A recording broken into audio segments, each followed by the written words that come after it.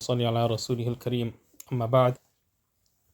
One thing to note is that in the last video the fan was on in the background, so it has annoying kind of effect to that sound, so that's an apology in advance.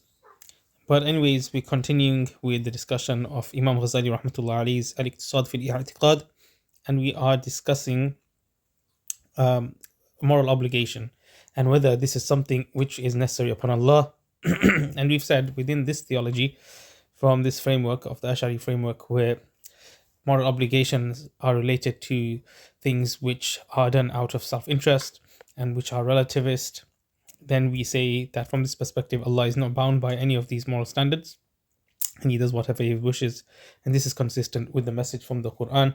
This does not mean that there is no wisdom and meaning or benefit behind his commands and his actions and his will. Of course, Allah is Hakim, and we say this means perfect knowledge, and this perfect knowledge gives rise to a perfect creation, and perfect creation is that which includes benefit and meaning. Although this does not, in this creation, it is done because of Allah's perfect knowledge. It isn't done because of anything external from Him. So it is due to His perfect knowledge, that we find benefit in as a result of His actions. And of course, we can only expect a perfect being to give rise to perfection. So ندعي أن الله تعالى إذا كلف العبادة فأطاعوه لم يجب عليه الثواب. So this next section, or this next claim within this section, is that Allah is not obligated to reward those who obey His divine command. بل إن شاء أثابهم وإن شاء عاقبهم وإن شاء عدمهم ولم يحشرهم. So Allah might decide, if He wills, He can reward them. If He wills, He can punish them. If He wills, He could make them non-existent. Or if He wills, He would not even resurrect them. وَلَا يُبَالِي. And this would not affect Allah whatsoever. And there are some narrations which give a meaning to this effect, which give meanings to this effect. There are narrations which says that Allah will send people to the fire of hell, and this would not affect him whatsoever. And of course, I'm paraphrasing. You can find these narrations if you wish. So if Allah wants, He could also forgive all the disbelievers. If He wanted, He could punish all the believers. There's nothing preventing this, and this does not contradict His divine attributes. So what we're saying here is that there's nothing morally obligating Allah to behave in this manner. Of course, because He has perfect knowledge and His actions are perfect, He won't be. He doesn't do this, and His knowledge contains all possibilities, and His will selects that possibility which is best. And of course, because Allah is a perfect being, His will choose that possibility which is the best and which is perfect. But I have to be careful with my language, you see here, because as I'm presenting this theology, I don't want to say anything that goes against this specific theology, which is regarding Allah not doing things because of that which is external to Him.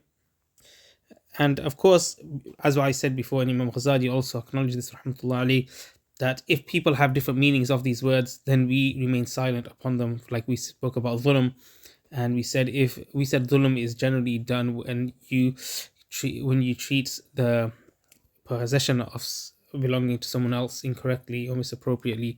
However, everything belongs to Allah, so you cannot do dhulm from that perspective. But if you have a different definition for dhulm, we will remain silent on this, unless, of course, you provide proofs and evidences. Anyways, the key distinctions here, that taklif is God's act of commanding His servants. So, of course, Allah doesn't command Himself to take on burdens. So, God's acts of commanding His servants. And thawab, it is a separate additional act, which is not inherently necessary. So this is what it means. So a command, we said the kalam, Allah's speech, is something which is necessary, exists within Him. And part of these commands, the result of these commands are the taklif, the moral obligations upon the servants, upon creation. And rewarding isn't something which is inherent within this kalam. Of course, it's not in the terms of the instructions, but there is within Allah's speech, the Quran, we find that He will give reward to those, and Allah does not go against His promises. So when you look at it from an overall, an overarching perspective, yes, we do believe that Allah will necessarily, and I will use the word necessarily because it's within His Kalam, the Quran, where He says that He will give reward to those that do good deeds and He will punish the evil doers. And this is something that He will do. But what we're pointing out, and once again I'm stressing that it isn't something which is logically necessary upon Allah to do this, but Allah cannot lie, and this is an impossibility for Allah. And Allah's Quran signifies His internal speech, and within His internal speech He does say what He will and He won't do with regards to us. And He will, and because He does not lie and He does not break His promises and oaths, He will fulfill these promises and oaths. So there are three types of obligations. Once again, we're going through this, and we've already discussed this. So it's just talking about when there's a logical inconsistency, so something which isn't possible, logically possible. We've said that this Allah does not, His power is not related to those things which are not possible. And we've also said that wujub is referring to moral obligations and duties, so reason and ethics, husn wa qubh, these are not applicable to Allah. But then we said that something might be wajib upon Allah because of His perfect knowledge. So when you say wajib upon Allah, this is because Allah has Himself stated that this is the possibility which His will has chosen, and because His knowledge is pre-eternal and His knowledge is not false, whatever His knowledge determines will occur. So His knowledge, once again we have said, it is within His essence. So it is not as though there's something external to Allah which is imposed upon Him. That's why we find that we will find these hadiths which say that Allah has made it upon Himself that His mercy outstrips His wrath. So, and this is something from Allah. It's not because of something external to Allah. This is something from Allah's own essence, within His essence, His speech, as we've discussed the attributes before. So it's so His promise, that which is part of His speech, we accept this, that Allah would not break a promise, He would not lie. These are impossible for Allah, and we've already discussed this. So some people might say that it's evil not to reward someone if they've done good deeds. So if qabi is the same as contrary to the purpose, the gharad of the mukallaf person, okay, but this is irrelevant to Allah. So you could say that Allah might have given a command to creation, then yeah, they're morally obligated to do this, but Allah isn't logically morally obligated to do any of this. And then Allah is beyond the mukallaf, and He is free from any purposes. So aghrad here, so Allah is free from aghrad. So this issue is with whether Allah acts with aghrad, purpose or goals, and if so, what that implies about His nature. So some of the Mu'tazilites, right, they believe that Allah acts for purposes, some of them, like creating the world for the benefit of creatures. But Ash'aris like Imam Ghazali, they reject this.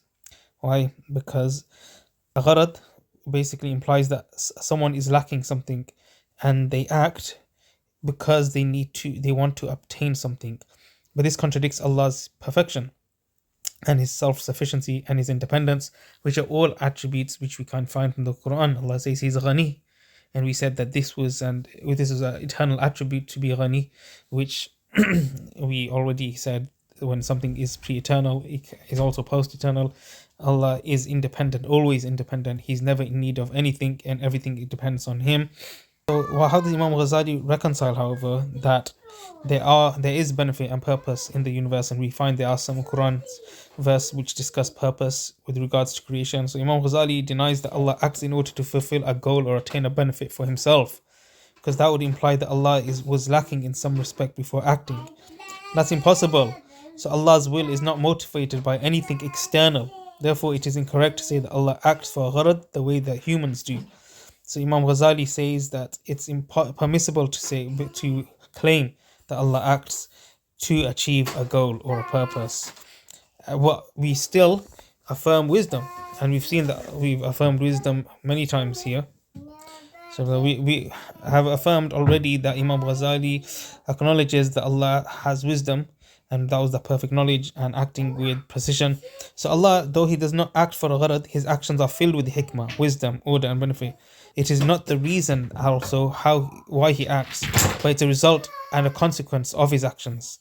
Because He is perfect, and I've already explained this before, a perfect being gives rise to perfection. So Imam Ghazali explains this through an analogy elsewhere.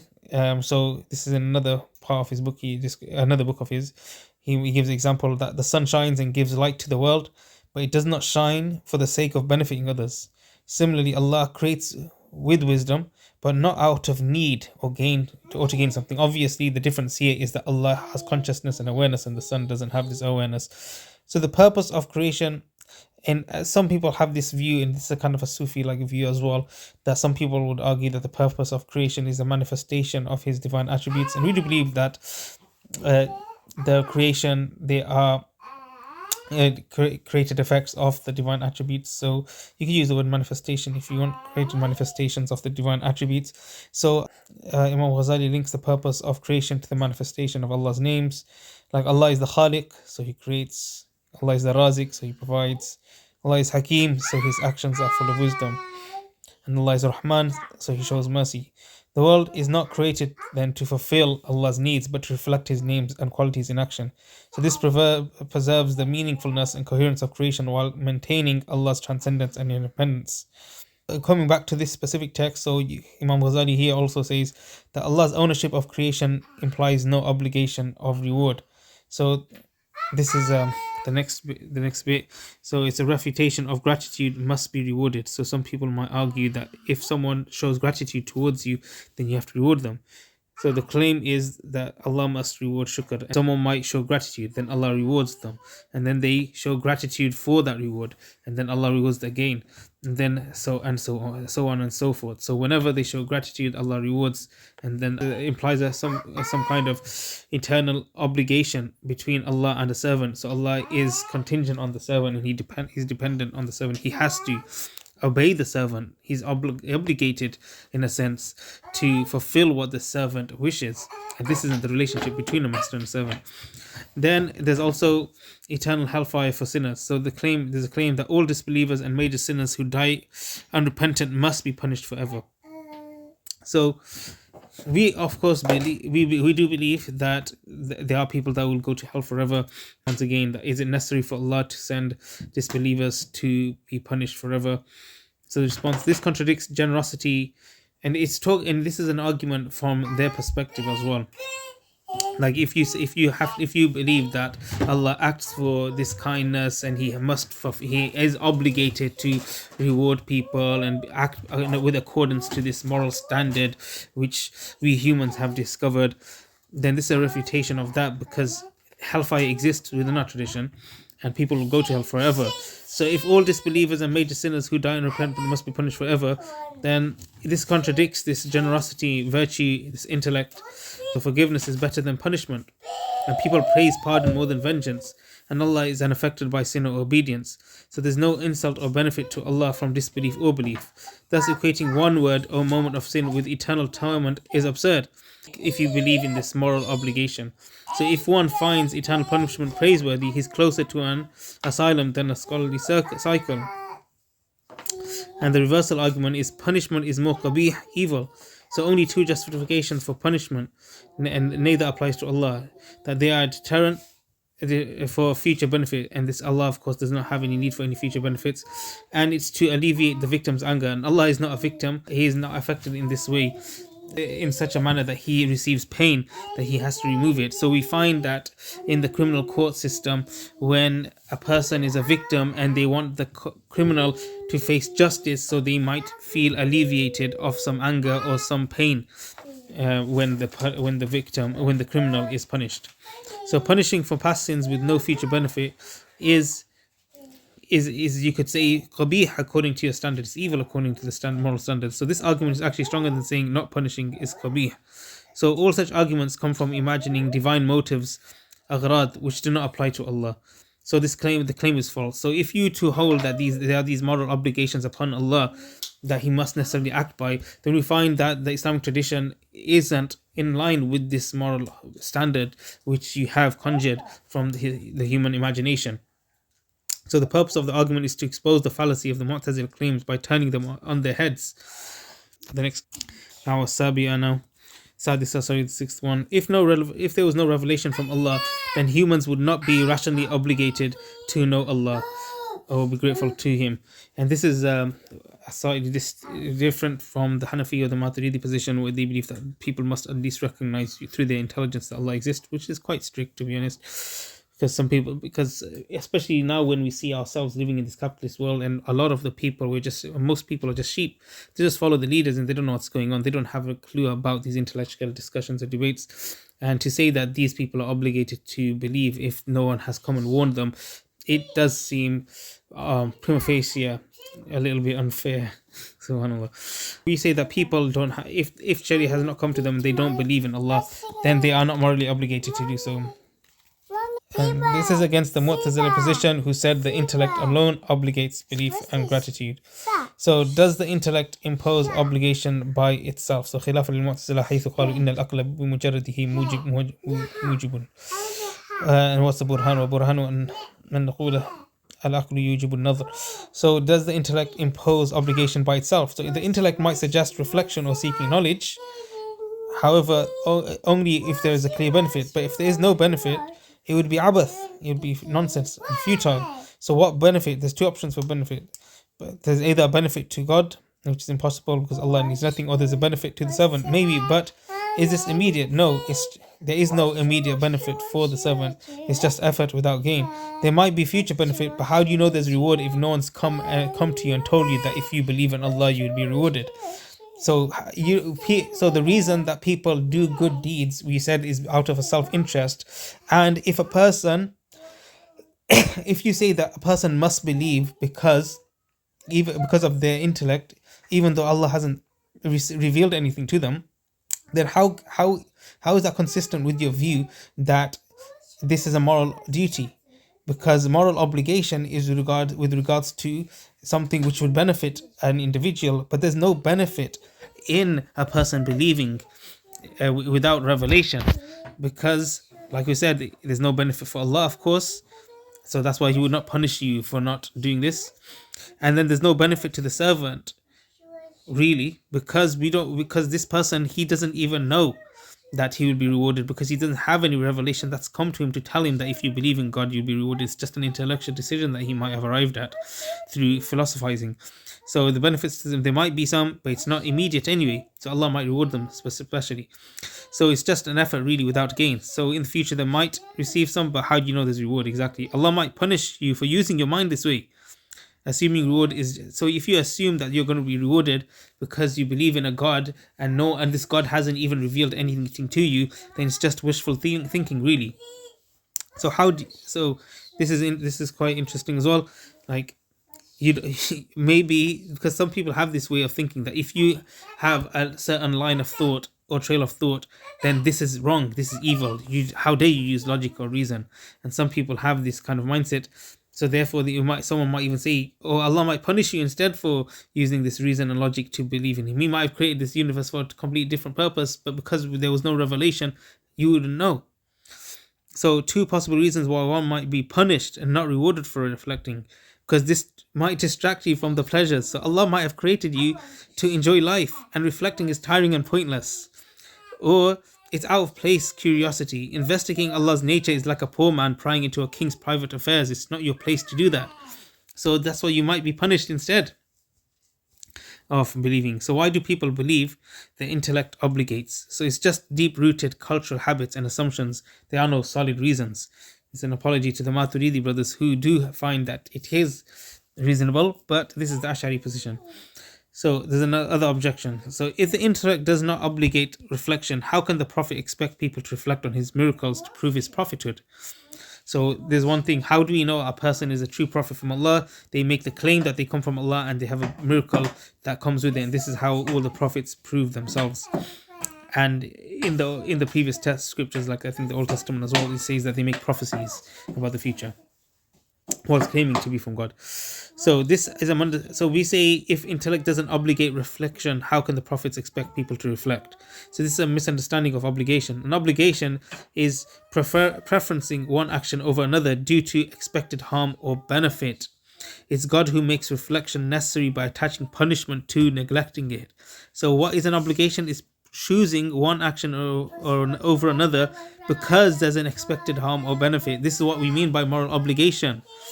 So because the prophets told us now that through reflecting we will find solace and peace in Allah, and there will be benefit in it for us, because Allah has told us that there will be now, because we received revelation. Now it is necessary to reflect, because there's punishment and reward attached to this reflection now. So this is the real chain of obligation according to Imam Ghazali. So first, Allah makes an action necessary by linking it to reward or punishment. So you have to pray salah. So the messenger, so this is necessary now, it's part from Allah's eternal speech. And then the messenger informs the people of this obligation. The messenger proves this using some miracles to show that he's truthful. So to know the miracle is genuine, the one must then reflect, because someone might just come, anyone might come and try to do a magic trick, and say it's a miracle, and then claim to be a prophet or a messenger from God. But you have to reflect, and intellect is the tool that's used for that reflection. So the human nature motivates caution when danger is understood. So obligation is God's preferencing. So Allah is the one that is obligating upon us, and it shows what Allah has commanded for us to do.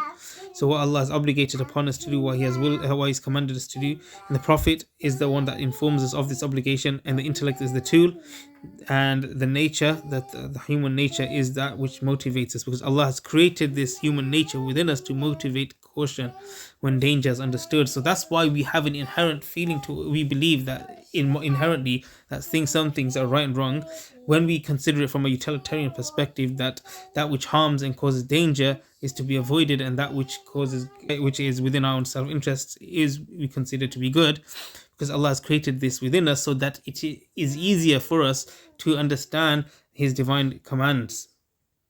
So it's like a doctor who tells a patient that one drug is poison and one is a cure. The doctor is just informing. He's not imposing the obligation. It's the same with the Prophet. He shows the path, warns of the harm. You choose to act or not. So the doctor is the one that is informing, like the Prophet, and then it's up to us. So we are like the patient. We can refuse to take the medicine, or we can take the medicine. And the messenger warns us of the harm. And if you choose to act, then it will benefit you, and if you don't choose, then the patient will die if he doesn't. But if he does take the medication, then if Allah wills, he will be cured. So obligation comes from Allah. It's not from reason alone. The Prophet reports it, the intellect understands it, and the human nature responds. So using terms like the intellect obligates is misleading and incorrect. This is page 121. Then it is then we're going to go into the next claim. That was Sabia, which is sending prophets is possible, and it wasn't something that was obligated upon Allah. So it wasn't something, it's not impossible for Allah to send messengers, and nor is it an obligation upon Him to send messengers. So it's just something which is logically possible. This is the most modest position. The Ash'ari positions are very modest here. So I think it's quite ironic that a lot of people accuse us for having these very overly complicated positions. But when you think about it, the Ash'aris are really just trying to present a modest view whilst reconciling between the Quran and reason. And it's within the specific climate and this dialectic that they have these specific positions, which might seem strange when hearing first, but when we consider who their opponents were, then it makes sense why they were being modest, because they weren't trying to reach out too far. And if you already believed in everything from the Quran and Sunnah, alhamdulillah, khair. You don't have to delve deep into these things. The Mu'tazilas believe that it was necessary, obligatory, and this was refuted earlier, why it's not obligated upon Allah to do anything. And the Brahmins, so this is interesting, the Brahmins refer to the Hindus, and they believe that it's impossible for God to have sent a messenger. So what is the proof that prophethood is possible? So Allah is a speaker, a mutakallim, and we've already shown Allah is a speaker because speech is a organized form of knowledge, organized meanings within the knowledge. It is not something reducible just to the knowledge, because knowledge is of all possibilities and impossibilities in all details, whereas speech is something which is organized and categorized. And Allah is a mutakallim, and Allah is capable, He's a qadir. So because He has these two attributes, it shows that it's logically possible for Him to express this in a speech through created sounds, words, or writings for the creation to hear and listen to. So he can assign a person to convey this message. There's nothing logically incoherent about that. He can support the Prophet with miracles and acts, mu'jizat, that accompany the Prophet's claim, and this which validate the message. So there's nothing logically impossible about Allah sending a messenger. And so just because someone might dislike the message, like someone might say, oh, we don't like this message, or it's useless, that we don't see any benefit in it, what does that matter for Allah? It's beneficial for us to obey it because Allah is the one that told us to do it, regardless if we perceive it to be good or bad or whatever, or useless. So the three main shubuhat objections is, if the prophets bring rational truths, they're redundant, and if they contradict reason, they're false.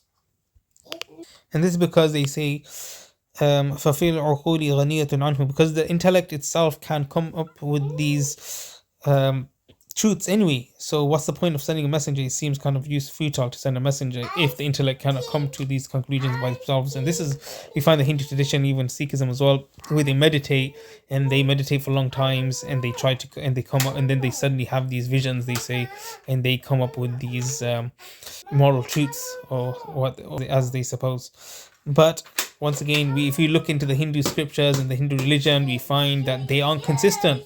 They have different moral obligations. All of these gurus and all of these gods of theirs and all of these pundits, they arrive at different conclusions sometimes after meditating. That's why Buddhism, it separated from Hinduism, but then it comes from Hinduism as well. You have Jainism, you have these different kind of Hindu schools of thought, and they have different views on what is and what isn't true, right? That's why some of them eat beef and some of them don't. So they come up with different truths. So how can there be one absolute truth if they are meditating and come upon false or different conclusions? So that's why we also say that we could say from this perspective, it isn't redundant to say that a prophet brings a rational truth, because once he brings a truth, then we can use our ration to reflect upon it. So they aren't redundant, and if they contradict reason, of course, then they will be false. So we can use, if someone comes and claims to be a prophet, then we can use our reason. We're not saying that you can't use a reason to examine it, like we do with the previous scriptures, and say this can't be from Allah, it must have been corrupted.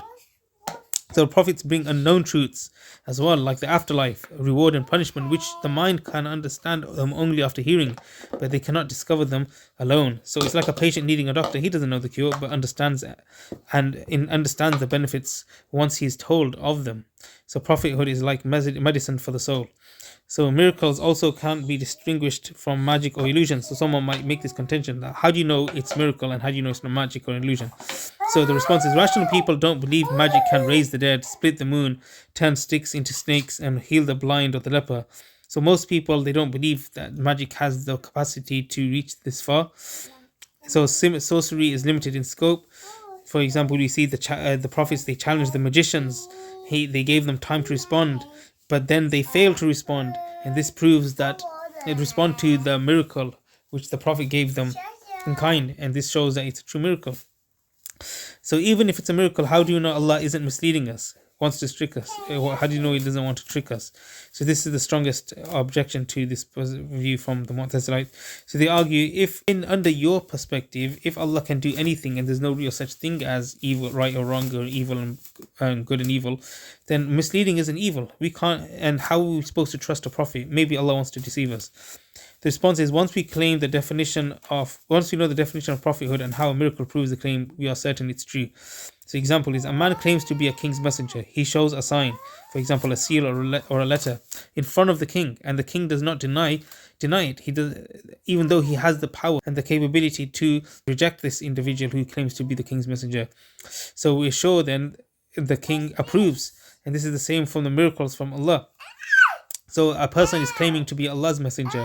He has a sign, a miracle, and Allah sees all things. Everything is before Allah. Everything is in Allah's knowledge, and Allah doesn't deny that this is a miracle of His.